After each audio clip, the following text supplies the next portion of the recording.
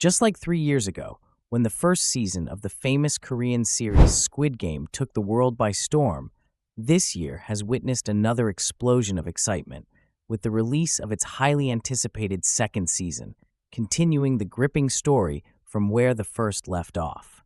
But before we dive into the full recap, let me give you a quick rundown of the first season to refresh your memory.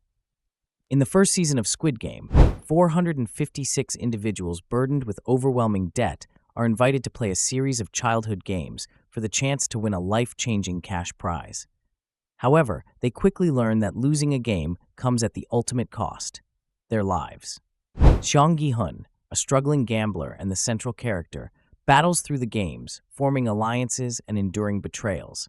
He wrestles with moral dilemmas and the harsh realities of human nature, ultimately emerging as the sole survivor. Meanwhile, police detective Hwang Jun-ho infiltrates the games to search for his missing brother. During his investigation, he uncovers shocking truths, including the identity of one of the game's organizers, his own brother, Hwang In-ho, who serves as the frontman. A tense confrontation between the brothers ensues, leading to a heartbreaking exchange of gunfire that ends with Jun-ho falling into the ocean, presumed dead. It is later revealed that Oh Il-nam, an elderly player who appeared frail and kind, is one of the game's founders. Disguised as a participant, he joined the games to experience the thrill firsthand, adding another layer of betrayal to the narrative. In the final scene, Gi-hun, now traumatized and consumed by guilt, is seen at the airport, ready to reunite with his daughter in the United States. However, upon spotting another man being recruited for the games, he chooses to stay, vowing to take down the organization once and for all. This powerful ending sets the stage for the explosive continuation of the story in the second season. Now that Season 2 has been released, we've uncovered many shocking revelations that answer numerous questions left by the first season. Let's pick up right where the first season ended, with Gi-hun canceling his flight to America to track down the masked guy, one of the game's founders, at the airport. The masked guy contacts him, urging him to stop and get back on his flight to the US to reunite with his daughter. However, Gi-hun refuses, swearing vengeance. Later, Gi-hun travels to Seoul, the capital of South Korea, where we see him examining his body, suspecting that he's being tracked by a tracking device that was implanted in him while he was unconscious. His suspicions are confirmed when he finds the device behind his ear. The scene then shifts to Detective Jun-ho, who is revealed to have survived the gunshot. After regaining consciousness, he remembers the one who shot at him was none other than his own brother. 2 years have passed, and we learn that Jun-ho repeatedly reported to the police about what happened on the island of the games, the massacre and the attempted murder on him. However, the police refused to believe him due to the lack of concrete evidence. All the photos he took were never received when he sent them, and his phone was lost, causing his story to be dismissed. Despite this, Jun-ho never mentioned that the one who shot him was his own brother, and that he was one of the founders of the game. The scene then shifts to our protagonist, Seong Gi-hun, who dreams of the masked man visiting his apartment, holding the heads of the two players from the first season's game. Gi-hun wakes up from the nightmare to find one of his associates, a man who works with a group paying to locate the businessman responsible for recruiting people for the game. Gi-hun offers him 1 billion Korean won, asking for them to intensify their search efforts across the entire subway system to find this person. The scene then shifts to Officer Jun-ho, who embarks on a search mission to find the island of the games, guided by the captain on a raft in the ocean. However, their search proves futile as they fail to locate the island. The intense search operation then moves to subway stations and continues for several days without any results. One day, 2 searchmen finally spot the businessman and contact Gi-hun to inform him. He instructs them to follow him and keep him updated on their location so he can catch up to them by car. The 2 men follow him until they reach a park, where they witness the businessman offering lottery tickets or chocolate bread to homeless people. Most of them choose the lottery tickets and lose. The businessman, enraged, throws all the bread and tramples them in front of the homelesses, blaming them for wasting the food by choosing the lottery. Afterward, the businessman takes a taxi and moves to another location, with the two men continuing to follow him. They eventually reach an alley where the businessman gets out and continues on foot. To avoid losing his trail, Gi-hun instructs the men to confront him. However, they fail as the businessman uses his hard suitcase to overpower them. He takes them to an unknown apartment, leaving no trace behind. When they wake up, they find themselves bound and covered in wounds. The businessman appears, informing them that they will play a game of rock, paper, scissors, with the loser forced to play Russian roulette, where the chance of death is 1 in 6. After several rounds, the businessman alters the odds, making the chance of death 5 in 6, and forces them to continue playing. One of the men sacrifices himself, taking the bullet and dying, while the businessman interrogates the other man. As Gi-hun rushed to reach the apartment, he coincidentally crossed paths with Detective Jun-ho, who had been demoted to a traffic cop. Jun-ho recognized Gi-hun by his name and took down his information, intending to investigate the reason behind his hurry, hoping it might provide useful leads for the case. Upon returning to his apartment, Gi-hun was shocked to find the businessman waiting for him. A tense conversation began between them. Gi-hun demanded information about the leader, and the businessman started recounting his past, how he had killed his father while working as a destitute during one of the game years. He then suggested they play Russian roulette.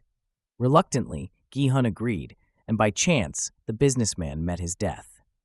Before dying, the businessman pointed to his pocket, hinting that he had evidence of the leader's identity. Later, Jun-ho, following the sound of a gunshot, found the businessman's victim lying on the ground, groaning in pain.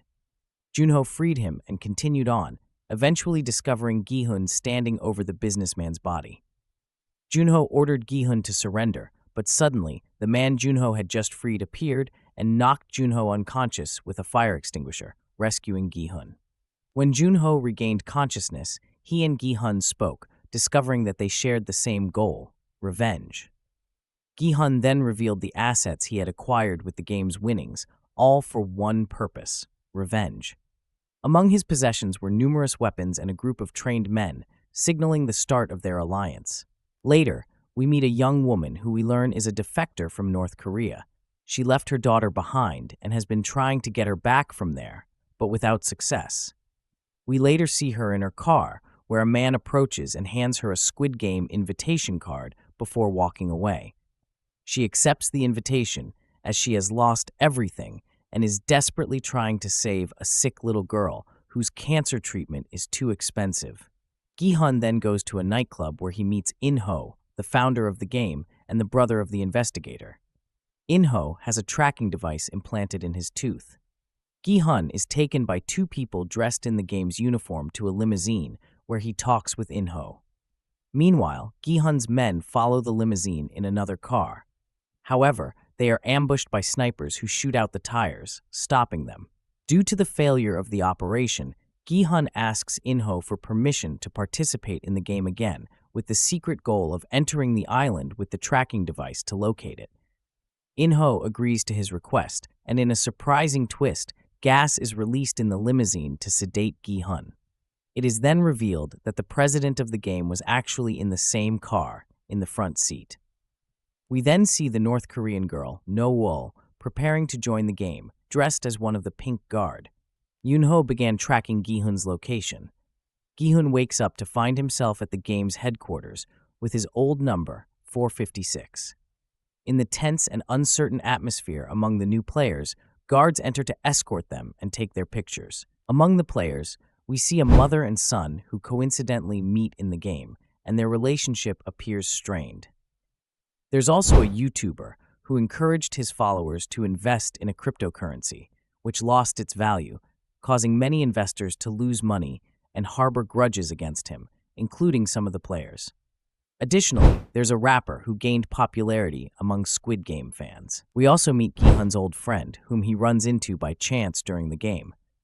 Trouble and tension arise early as the rapper and YouTuber fight, revealing that the rapper was one of the victims of the cryptocurrency crash. Meanwhile, Jun-ho and his team arrive at an island only to discover it is the wrong one, and that the tracking device was intentionally placed there. The first game, the famous red light, green light, begins, where players must remain still when the doll turns around or they will be eliminated. Gi-hun explains this to the other players. The game ends with many deaths due to the players ignoring the instructions. After the game, the players beg the organizers to stop the game and request the right to vote on whether to end or continue it. The organizers agree, but before the vote, they show the players the amount of money they could win, which increases with each round. This stirs their greed, and the vote concludes with a narrow majority in favor of continuing. The deciding vote is cast by number 001, who is revealed to be In-ho, Junho's brother, and, as Gi-hun discovered, one of the game's founders. Before the second game, Gi-hun informed everyone about the upcoming challenge, explaining that it would be the candy challenge, where players must carve out the shape inside the candy to survive. Later, we see Gi-hun's old friend, who recognizes a man working for the Navy. The friend reveals that he also used to work in the Navy. A conversation then takes place between Gi-hun and In-ho, where In-ho reveals that he took a loan from the bank to save his sick wife. Unable to repay the loan, he lost his job, and the game is his last hope. Meanwhile, the North Korean girl is called in by the organizers because she has been targeting the victims in their heads, rendering the rest of their bodies useless, which they had been secretly selling. The organizer tells her to stop, revealing that he knows her backstory. When the second game begins, everyone is shocked to find that the challenge isn't what Gi-hun described. Instead, it's a race where 5 people are tied together by their legs and must face several challenges. As usual, many players die during the game, and some are taken away to have their organs harvested. However, the North Korean girl defies the organizers' orders, ensuring that the players are killed with shots to the head, thereby sabotaging their plans. Due to this, the North Korean girl was threatened by the guards to stop interfering in matters that didn't concern her. Later, another vote was held, and this time, the vote to continue won by a large margin over the vote to stop. The third game began, which was a rotating floor game. When the floor stopped, players had to form teams of a specified number and enter a room together to survive.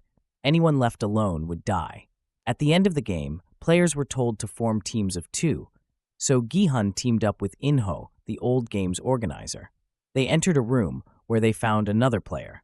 In-ho killed the other player to ensure both their survival. Meanwhile, John-ho and his team arrived on the island and reached a door that led underground.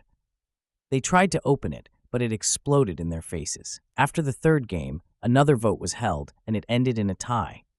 The organizers ordered the players to vote again the next day. However, the players couldn't wait and began fighting between those who voted to continue and those who voted to stop. During the fight, the rapper attacked the YouTuber and knocked him to the ground. In a shocking twist, the YouTuber stabbed the rapper in the neck with a fork, killing him.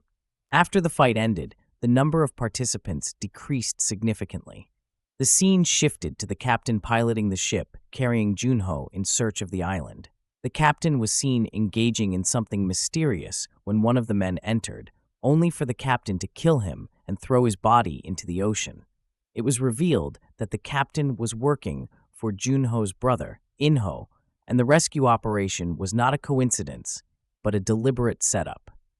The fight resumed after it became clear that the number of votes to stop the game had exceeded those to continue. The guards intervened, and Gi-hun and his allies used this as an opportunity to execute their plan. They pretended to be dead to lure the guards close, then overpowered them, stealing their weapons and interrogating them. They obtained crucial information about the organizers' location and launched an assault to confront them. Meanwhile, In-ho, accompanied by a few men, attempted to sneak past the guards. However, in a shocking turn of events, In-ho betrayed his group after gaining their trust. He shot the participants with him and faked his death through the communication device the protagonists were using to coordinate their plans. The resistance continued, but with their ammunition depleted and the guards' numbers increasing, Gi-hun and his allies were forced to surrender. In a dramatic twist, In-ho reappeared in his masked attire, resuming his role as the main orchestrator. He executed Gi-hun's close friend right in front of him while the guards restrained Gi-hun, leaving him helpless to act. And thus, the second season of Squid Game ended. Generally, Season 2 of Squid Game took us on a roller coaster of emotions, with unexpected twists, complex character arcs, and intense moments of survival. The show didn't shy away from exploring the darker sides of human nature, all while keeping us on the edge of our seats. The shocking finale leaves us with more questions than answers, setting the stage for what could be an even more explosive next season. If you enjoyed this recap, make sure to give it a like and subscribe for more content. Let me know in the comments what show, movie, anime, or series you'd like me to summarize next. Your support means everything, and I can't wait to bring you more recaps soon. Goodbye.